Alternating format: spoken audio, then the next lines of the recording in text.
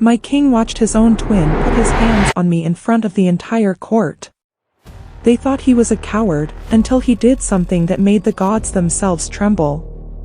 The great hall was a tomb of held breaths and flickering torchlight. Matteo's fingers dug into the silk at my waist, his gold armor clashing against my crimson gown like a sun trying to swallow a sunset. He pulled me flush against him, his jaw set in a challenge that echoed off the high stone rafters. The territories deserve a king who can hold his own mate, Matteo declared, his voice a jagged blade. Not a shadow hiding behind a pillar. I looked at Dominico. He remained perfectly still in the darkness, his fur-lined cloak absorbing the light. His gloved hand didn't tremble as it gripped the cold stone. He looked less like a man and more like an ancient statue of judgment. The court's whispers turned to sneers. Coward, someone hissed. He's abandoned her. Then, the air died. The torches didn't just flicker, they turned a violent, ghostly white. A low, tectonic vibration hummed through the floorboards, rattling the jewelry of the noblewomen. Dominico didn't step forward. He simply looked at the floor beneath Matteo's feet. Without a word, the solid granite began to liquefy, turning into a swirling vortex of shadow and ash. Matteo let out a strangled cry as he began to sink, the alpha command radiating from Dominico with such physical force that the entire court fell to their knees in a simultaneous, bone-cracking thud. Dominico hadn't fought for me with his hands.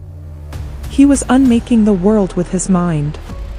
At that moment, the territories realized their mistake. The Alpha King wasn't weak, he was simply deciding how much of the world was worth saving. My king watched his own twin put his hands on me in front of the entire court. They thought he was a coward, until he did something that made the gods themselves tremble. The great hall was a sea of shimmering silk and sharpened steel, but all I could feel was the predatory heat of Matteo's grip. He moved with a practiced, golden arrogance, pulling me into a dance of defiance that was less about music and more about conquest. As he spun me through the firelight, his fingers pressed into my waist with bruising force, a silent claim whispered against the backdrop of 1,000 staring eyes. From the edge of the hall, half concealed by the towering stone pillars, Dominico stood like a statue of impending ruin. He didn't interrupt. He didn't shout. But as the dance reached its peak, his eyes began to glow with a volcanic, molten gold, a light so ancient and territorial it seemed to dim the very torches in the room.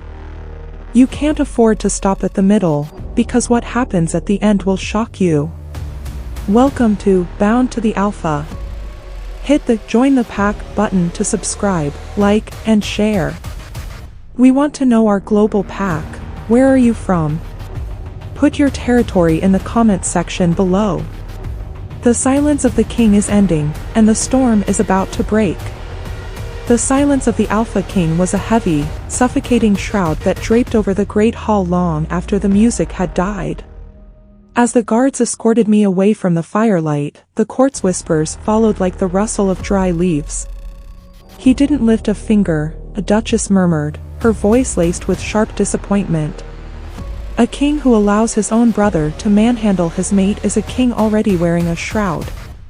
They called it weakness, a flickering out of the Arzenti fire, unaware that the most dangerous wolves are the ones who don't bark before they bite. I was not taken back to the sanctuary of the royal chambers. Instead, the heavy iron-bound doors of the twins' quarters groaned open, welcoming me into a space that smelled of Matteo's expensive cedarwood and cold ambition. This was his territory now, a test of my loyalty designed by a brother who played at being king. Matteo stood by the arched window, the moonlight catching the gold of his breastplate. He left you to me, Valeria, he said, his voice a smooth, treacherous silk. He watched me touch you and chose his pride over your honor. I looked at the shadows stretching across the floor, half expecting Dominico to materialize from the dark. My heart hammered against my ribs, caught between the two brothers, wondering if the king's silence was a surrender or the slow, agonizing draw of a bowstring about to snap. The moonlight filtered through the narrow windows of the twins' quarters, casting bars of silver across the stone floor that felt more like a cage than ever. I stayed near the hearth, the dying embers providing the only warmth in a room that felt haunted by Matteo's lingering arrogance. But as a cloud drifted over the moon, the temperature plummeted. The shadows in the corner of the room didn't just deepen, they detached themselves from the wall. Dominico stepped into the light, silent as a ghost. He didn't look like a man who had been humiliated, he looked like a predator who had finally finished stalking his prey. Before I could cry out, he was there, his large, scarred hand covering my mouth while the other pinned me against the cold masonry. His scent, cedar, rain, and raw power, overwhelmed my senses. "Did you think I would let him keep you?" he whispered, his voice a low vibration that thrummed through my very bones. He didn't pull me toward the door. Instead, he leaned down, his lips brushing the sensitive skin of my collarbone. I felt a sharp, electric sting as his fangs grazed my skin, not a mating bite, but something deeper, more ancient. "I am leaving you here," he breathed against my ear, his eyes glowing like molten gold in the dark. "With a mark only a true king can see. Let him believe he has won, Valeria. Let him lead the territories to the edge of the abyss. Because when I finally reach for you, there will be nothing left of his world to save."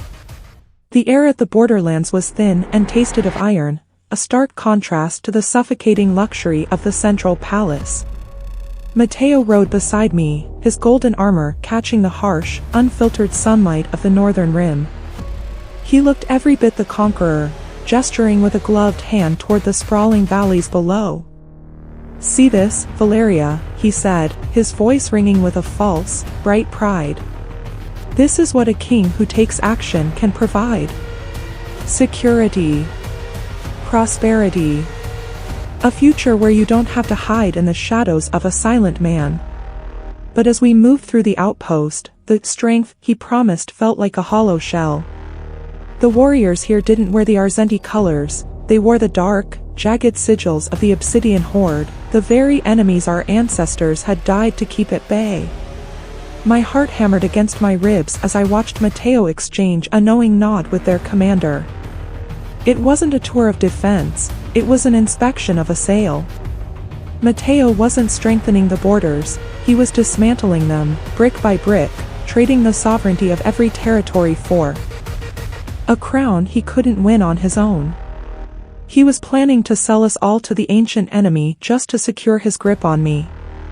As we turned back toward the capital, I felt the phantom heat of Domenico's hidden mark on my neck, a reminder that the storm I feared was the only thing capable of stopping the fire Matteo had just lit. Matteo's confidence was a suffocating cloak, heavy and laced with the scent of pine and arrogance. We stood on the balcony of the twins' quarters, the moon hanging low like a silver blade over the jagged peaks of the borderlands. He stepped closer, his gold armor clashing softly as he invaded my space, his hand reaching out to tilt my chin upward. "He has abandoned you, Valeria," he whispered, his eyes searching mine for a flicker of surrender. "The silent king has no fire left. Let me be your son." He leaned in, his lips inches from mine, and for a heartbeat, the world went still. But the intimacy was shattered not by a voice, but by a sound that seemed to rise from the very bowels of the earth. A low, bone-deep growl vibrated through the stone floor, rattling the balcony railing. It wasn't the sound of a man. It was the sound of a monster. I looked past Matteo's shoulder, down toward the dark perimeter of the castle.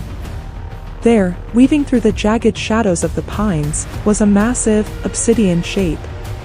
Two molten gold eyes burned through the darkness, locked onto us with a predatory focus that made my blood turn to ice. It was Domenico's wolf, primal, feral, and stripped of all human restraint. He wasn't coming to rescue me, he was haunting the boundaries of his stolen kingdom, a silent promise that anyone who touched his mate would find out exactly why the gods had given the Alpha King a beast. The twins' quarters had been transformed into a banquet hall of false celebration, the long oak table groaning under the weight of roasted meats and heavy, sweet wines. Matteo sat at the head, his golden breastplate reflecting the flickering torches as he watched me with a predatory hunger. "Tonight, Valeria, we end the uncertainty," he said, his voice a smooth caress that didn't reach his cold eyes. He reached for a ceremonial chalice, his hand trembling with a frantic, desperate ambition. "A permanent bond. By dawn, the territories will know you are mine, and Dominico will be nothing but a memory." He pressed the cup to my lips, the scent of fermented grapes masking something bitter and dark, the draught intended to seal a mating bond one had never chosen. But as the rim touched my mouth, a sudden, unnatural chill swept through the chamber. The torches didn't just flicker, they turned a brittle, frozen blue. I gasped as the chalice in Matteo's hand suddenly grew heavy. The deep crimson wine began to groan, crystalline shards of frost creeping up the silver filigree. Within seconds, the liquid had turned to solid, jagged ice, shattering the glass into 1,000 shimmering pieces. Matteo surged to his feet, his breath hitching in a plume of white vapor. The frost didn't stop at the table, it raced across the floor and climbed the stone walls, carving ancient, royal sigils into the masonry. Dominico wasn't just a wolf anymore. He was the winter itself, a king controlling the very elements to freeze the heart of a traitor. The ice from the frozen feast had not melted, it had spread, turning the great hall into a cathedral of jagged crystal. At the center of the frost stood the two brothers, mirrors of one another in blood but opposites in soul. Matteo gripped the hilt of his golden sword, his breath hitching in the sub-zero air. "Fight me, Dominico," he roared, his voice cracking against the absolute silence. "Draw your steel and die like a king." But Dominico didn't reach for a blade.